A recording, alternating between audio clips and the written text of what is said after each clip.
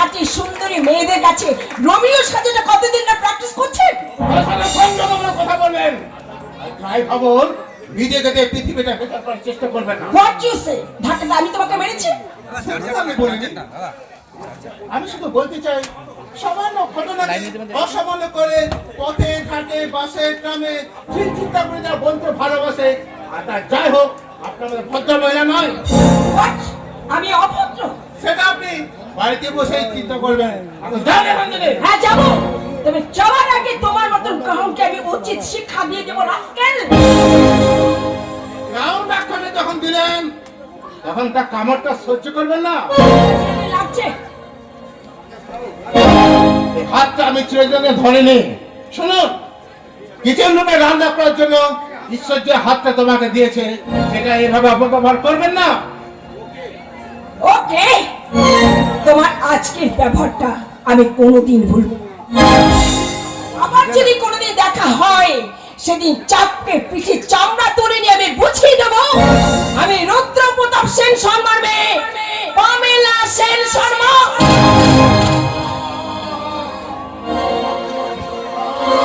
অসহ্য অসহ্য অসহ্য মাথায় যন্ত্রণা, অসহ্য অসহ্য মাথায় যন্ত্রণা। কি হয়েছে তোমার? কি হয়েছে? আমার কিছু হয়নি। আপনি আপনি আপনি এখন এখান থেকে যান। তবু দাঁড়িয়ে আছে, আপনি এখান থেকে যাবেন? যাবে না? কেন যাবে? তোর ভয়ে? এই ছোটা তুই এখানে? অনেকক্ষণ এসেছি, ওই টুনে দাঁড়িয়ে টুনের সব ঝড় হচ্ছিলাম। ভালো লাগছিল, কিন্তু কিন্তু কি ব্যাপার প্রতীক তুই হঠাৎ? ও আনন্দ, না রে না, তোমার কিছু হয়নি। অভিনয় করছে না, সির্ফ অভিনয়। আমার হাসি আছে, তুই আমার চোখে ভাবতে পারবি না প্রতীক। আচ্ছা আচ্ছা সত্যি করে বলতো তুই হঠাৎ ব্যাপারটা কি? এই পৃথিবীতে এমন কিছু ঘটনা ঘটে যা কোনো ব্যাখ্যা করা যায় না। তেমনি এমন এক ঘটনা প্রতিচ্ছবি আজ আমার চোখে মুখে সারা শরীরে। তাই তো তোর চেনা চেনা প্রতীক মিত্রের মুখে আজ নকল হাসি, নকল হাসি।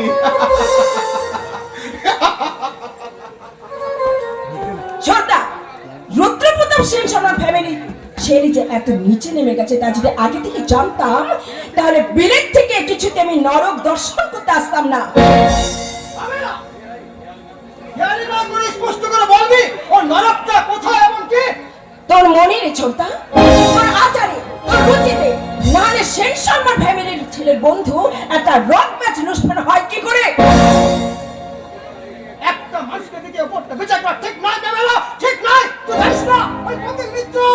থাক, বন্ধুর হয়ে সাফাই গাইতে হবে না। ও যে কি তা আমার ভালো করে জানা হয়ে গেছে। আবার যদি কোনোদিন ওর সঙ্গে দেখা হয় সেদিন এই বুটের ঠক্করটা আমি বুঝিয়ে দেবো আমি পাশ্চাত্য শিক্ষার ধারক ও বাহক পামেলা সেন শর্মা। আমি শিখেছি জুতোকে পায়ের নিচে রাখতে, মাথায় তুলতে নয়। আন্ডারস্ট্যান্ড?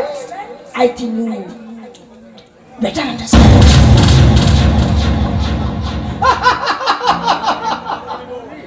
আমার পাশ্চাত্য আদরের বোন পাশ্চাত্য শিক্ষার নামে অর্থের অহংকারে গল্লাই গেছে। কিন্তু জানো ও জানে না যে মানুষের জীবন বড় বিচিত্র। অর্থের শিক্ষা বিদ্যার্থীর বেড়া ভেঙে কখনো কখনো এই পায়ের জুতোটাকেও মাথায় তুলে নিতে হয়, মাথায় তুলে নিতে হয়, মাথায় তুলে নিতে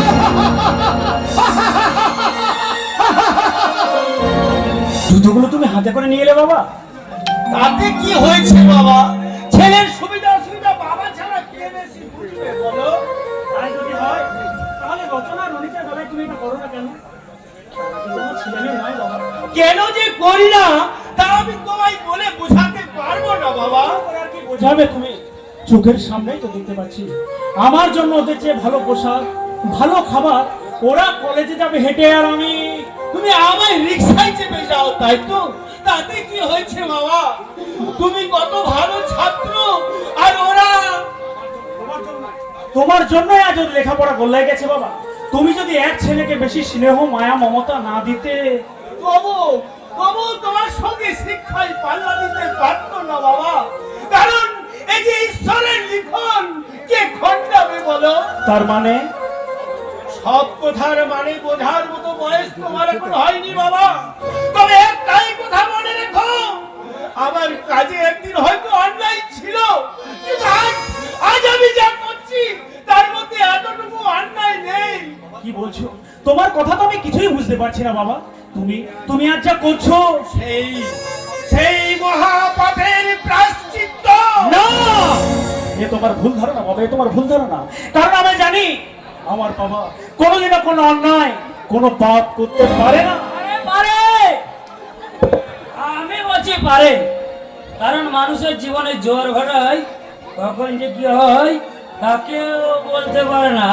রনিত, তুই মদ খেয়েছিস, এত অত পতন হয়েছে তোর, মদ খেয়ে এই বাড়িতে আসতে তোর লজ্জা করলো না? না বা, আরে লজ্জা করবে কেন? ব্যাপারে বলনি, আমাদের সরকার এখন ঢালা মদের দোকানে লাইসেন্স দিচ্ছে। আর আমরা যদি মদ না খাই তাহলে আমাদের এই সরকারের মহৎ উদ্দেশ্যটা যে ব্যর্থ হয়ে যাবে বেটা। বাবা, রনিত এত রাতে বাড়িতে মদ খেয়ে সে মাতলামো করছে, এসব দেখেও তুমি কিছু বলবে না বাবা? ওরে শালীন, বড় কিছু লাভ হবে না রে। কারণ চোরা নাহি শুনে ধর্মে right, you are right my dear father. মদ শতকরা 102 জন খায়, তাহলে তাহলে আমি খালে দোষ হবে কেন? রনিত, তুই কিন্তু সীমা ছাড়িয়ে যাচ্ছিস। মনে রাখিস, মনে রাখিস, বাবা তোকে কিছু না বললেও আমি তোকে পেনারির চোটে বৃন্দাবন দেখে দেবে, এই তো। কিন্তু ব্রাদার, তোমার হাতে মার খাওয়া তো বহু ভাগ্যের দরকার। কারণ তুমি হচ্ছ এ যুগের বৃন্দাবন, রনিত, আর তোমার হাতে ফেলানি। তুই ধকমাচি ভাষা বন্ধ কর।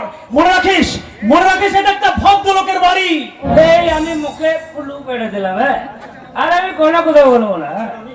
আচ্ছা রনিত, আমরা তিন ভাই তো একসাথে, তিন ভাই বোন তো একসাথে লেখাপড়া করি। করি, কিন্তু আর করব না। কারণ এই বর্তমান যুগে লেখাপড়ার কোনো মূল্যই নেই। কে বলেছে তোকে মূল্য নেই? শেখার মতো শিখতে পারলে একটা সরকারি চাকরি পাবো, এই তো। কিন্তু ব্রাদার, ওটাই তো হচ্ছে অধঃপতনের প্রথম ধাপ। হ্যাঁ, তার মানে মানে সরকারি চাকরি পাওয়া মানেই তো ওই ঘরে বড় বাবা মায়ের ভাগ্যে এখনো জুটলো না।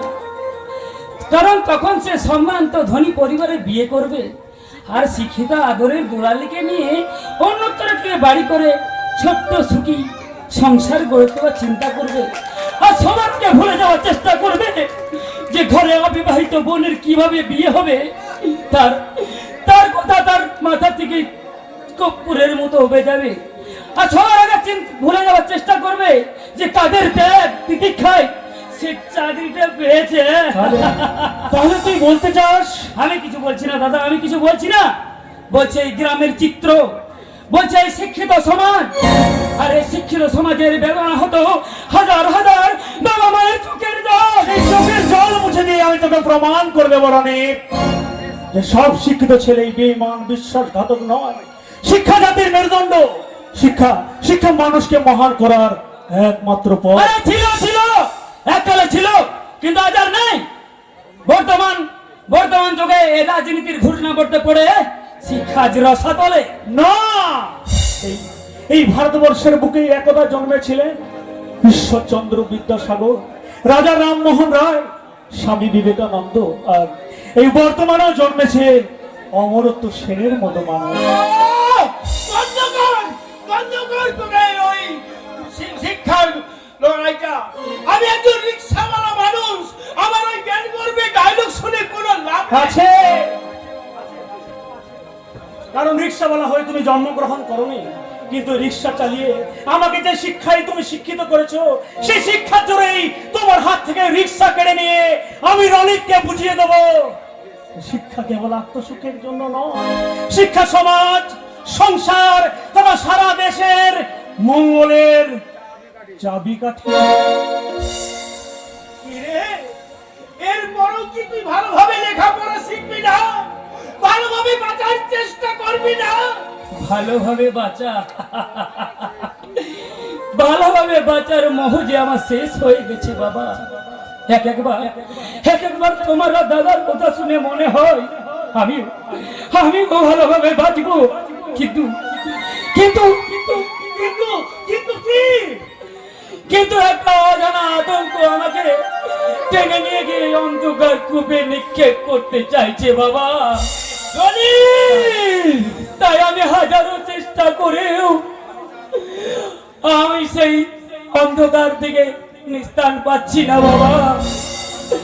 তাই আমি হাজারো চেষ্টা করেও আমি ভালো হতে পারছি না বাবা, আমি ভালো হতে পারছি না। ওরে, ওরে, ওরে, চুপ কর, চুপ কর! ওরে, তোর বুকের ব্যথা কেউ না বুঝলো, আমি বুঝি বাবা, আমি বাবা বুঝি। কি বলছো তুমি বাবা?